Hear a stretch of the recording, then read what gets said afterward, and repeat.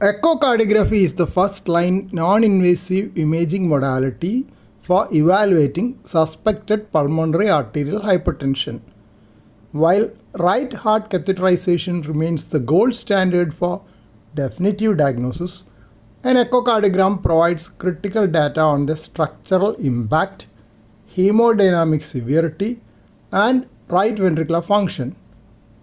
Key echocardiographic findings in pulmonary arterial hypertension are broken down into structural changes, hemodynamic markers, and indices of right ventricular systolic function. Structural findings 2D and M mode. Chronic pressure and volume overload in pulmonary arterial hypertension cause progressive right-sided remodeling, often at the expense of the left heart chambers. Right ventricle dilation.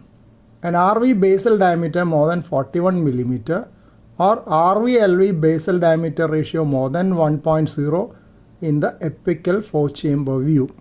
RV hypertrophy with free wall thickness more than 5 mm measured in the subcostal view at end diastole. Right atrial enlargement and systolic right atrial area more than 18 square centimeter reflecting chronically elevated filling pressures. Pulmonary artery dilation, main pulmonary artery diameter more than 25 mm. The D-shaped left ventricle, a classic sign seen in parasternal short axis view. Increased right-sided pressures cause the interventricular septum to flatten or bow into the left ventricle. In PAH, this flattening occurs in both systole and diastole with LV eccentricity index more than 1.1, resulting in a D-shaped LV cavity. Hemodynamic markers Doppler. Doppler interrogation is essential for estimating pulmonary pressures and assessing the probability of pulmonary arterial hypertension. Tricuspid regurgitation velocity, the primary metric used to estimate RV systolic pressure, RVSP.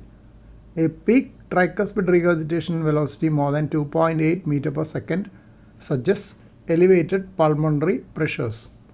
RVSP calculation. Using the simplified Bernoulli equation, RVSP is equal to 4 into square of tricuspid regurgitation velocity plus right atrial pressure. Inferior vena cava assessment used to estimate right atrial pressure. An IVC more than 21 mm that collapses less than 50% with inspiration indicates elevated right atrial pressure.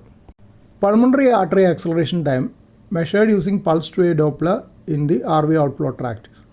A shortened pulmonary artery acceleration time indicates increased pulmonary vascular resistance.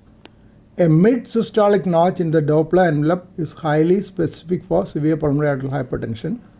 Corresponding to that, you can have a flying W sign on M mode. Pulmonary regurgitation. An early diastolic PR velocity more than 2.2 meter per second correlates with elevated mean pulmonary arterial pressure. Right ventricular function. Because RV failure drives mortality in PAH, assessing longitudinal and global RV contractility is crucial for prognosis.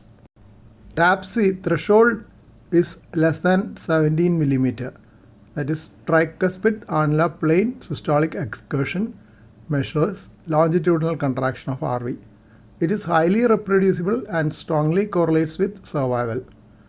Tissue Doppler S prime less than 9.5 cm per second. The peak systolic velocity of the lateral tricuspid annulus.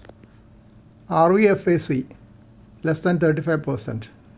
Fractional area change offers a 2D assessment of global RV systolic function. TAPC by SPAP ratio less than 0.55 mm per millimeters of mercury, a marker of RV-PA coupling. It assesses whether the RV contractility, as assessed by TAPC, is adequately matched to the afterload, that is, systolic pulmonary artery pressure. The presence of a pericardial effusion is a significant poor prognostic marker in pulmonary arterial hypertension, indicating advanced right heart failure and elevated systemic venous pressure.